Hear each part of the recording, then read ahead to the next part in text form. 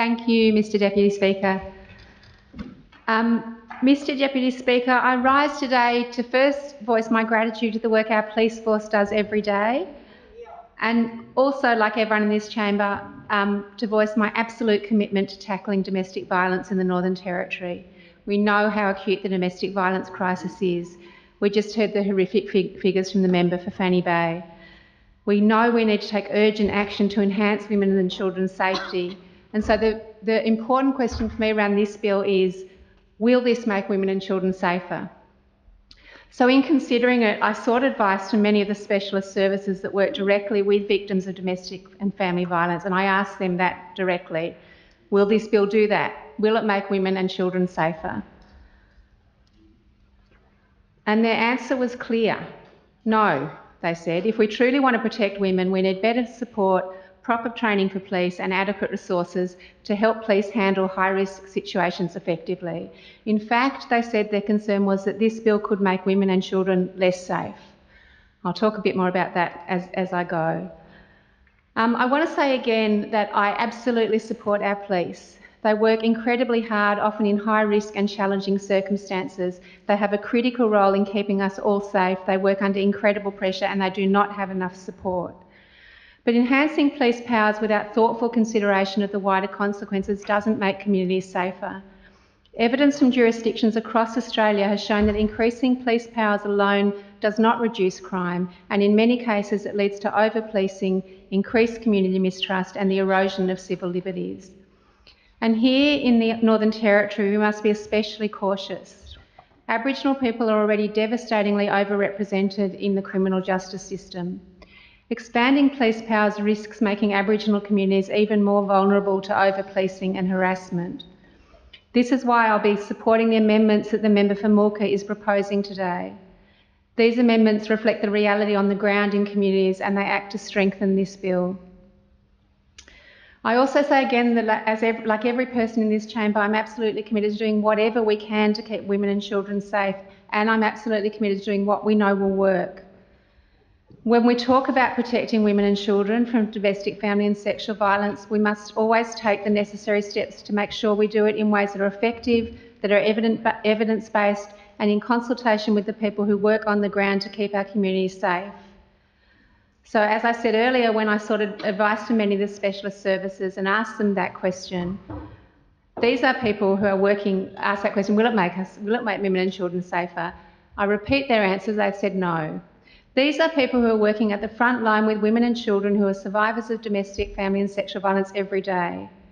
They said, as I said before, if we want to protect women, we need better support, proper training for police and adequate resources to help them handle high-risk, volatile situations effectively.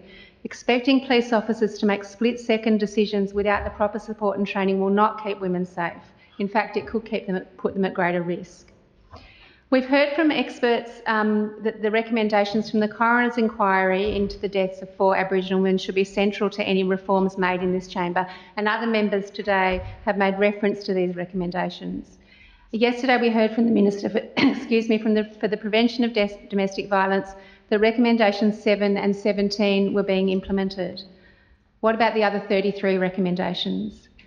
It's very important to note that none of the 35 recommendations made by the coroner in that report suggest expanding police powers. We must make sure that any expansion of police powers comes with appropriate safeguards for police and for community members, oversight mechanisms and mechanisms like those proposed by the member for Mulka. Expanding police powers without these measures could worsen disadvantage and take us further away from our commitment to closing the gap and to the Aboriginal Justice Agreement just last week recommitted to by the government in this chamber.